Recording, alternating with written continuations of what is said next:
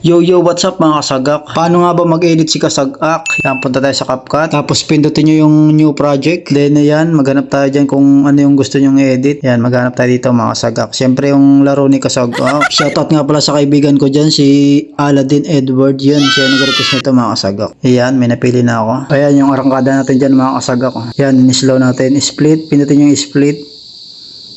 Then split ulit. Yan, bago tumama yung bola sa ring, split nyo po yan. Tapos yung na-split nyo po, pindutin nyo sa gitna. Pindutin nyo po yung speed. Then yan, dyan po kayo mag-adjust ng slow mo. 0.4 po yung nilagay ko dyan. At ayan o, medyo slow mo na siya o. Ayan mga kasaga ko. And then, hanap tayo ng effects.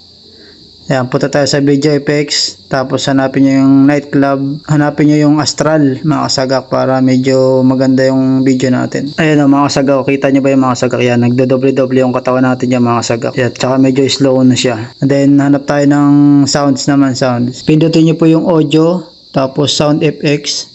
Tapos yan, sa trending. Hanap po tayo dyan ng sound na gusto natin.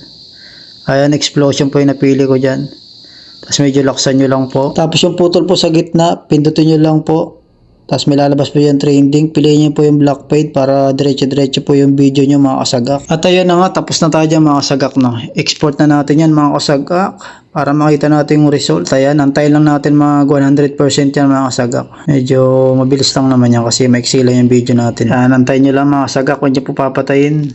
Para diretso-diretso lang po. So ayun nga mga kasagak, no, kung medyo baguhan ka pa lang mahirapan ka talaga kung hindi mo pagtutunan ng pansin mga kasagak. Kaya tapos na mga kasagak, done lang natin yan. Tapos back na tayo mga kasagak para panoorin natin yung resulta. Let's go!